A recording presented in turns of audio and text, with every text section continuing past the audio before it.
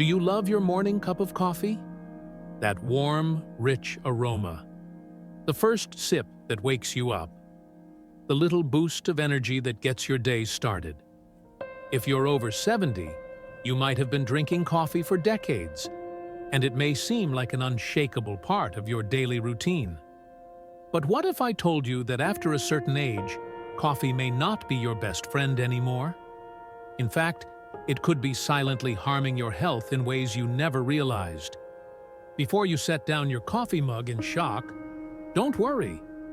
This isn't about fear-mongering. It's about understanding how coffee interacts with your aging body and whether it's time to reconsider your daily habit.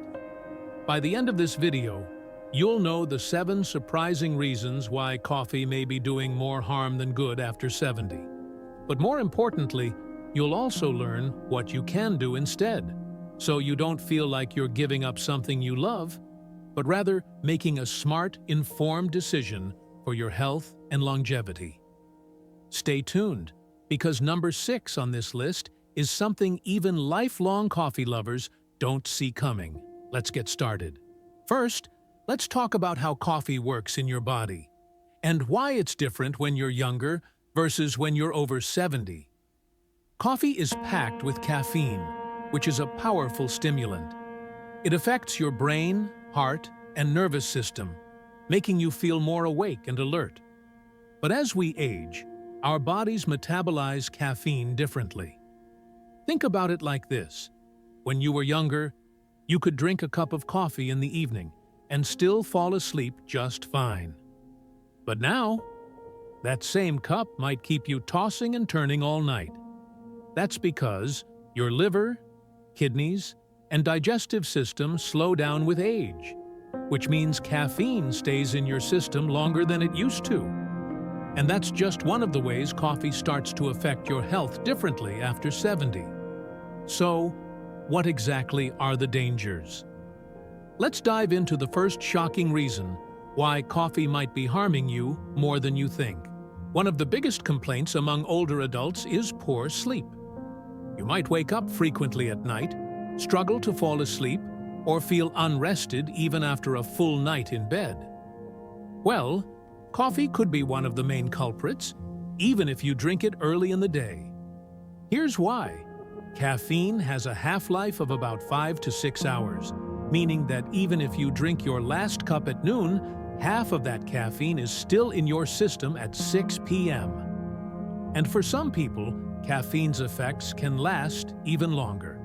Studies show that older adults who consume caffeine have less deep sleep, which is the most restorative stage of sleep. Poor sleep leads to memory problems, weakened immune function, higher risk of falls and injuries, increased risk of heart disease and stroke. If you're waking up tired or feeling groggy throughout the day, coffee may be silently sabotaging your sleep quality, even if you don't realize it. Now, you might be thinking, but I've been drinking coffee for years. I don't think it affects my sleep. The truth is, the impact of caffeine can be subtle and cumulative, which means the damage builds up over time. If you want to sleep better, feel more rested, and protect your brain health, cutting back on coffee could make a big difference. But that's just the first reason. There's something even more concerning when it comes to your bones. Did you know that drinking too much coffee can increase your risk of osteoporosis and fractures? Here's the science. Caffeine interferes with calcium absorption in your bones. Every time you drink coffee, your body loses calcium through urine. And after 70, your bones are already more fragile than before. In fact, studies show that drinking more than 3 cups of coffee per day can significantly increase your risk of hip fractures. And as you know, a hip fracture at an older age can be life-threatening. If you already have osteoporosis or low bone density, cutting back on coffee could help preserve your bone strength and reduce your risk of serious injury. And speaking of hidden dangers, let's talk about coffee's surprising effect on your heart. Do you have high blood pressure? If so, your daily coffee habit might be making it worse. Caffeine causes a temporary spike in blood pressure, because it stimulates the release of adrenaline. For younger people, this effect doesn't last long, but in older adults, caffeine can keep blood pressure elevated for longer periods. And that's a problem, because high blood pressure is one of the biggest risk factors for heart attacks and strokes. If you already have hypertension, drinking less coffee or switching to decaf could help you keep your blood pressure in a healthier range. But coffee isn't just affecting your heart, it's also affecting your digestive system in ways you may not expect.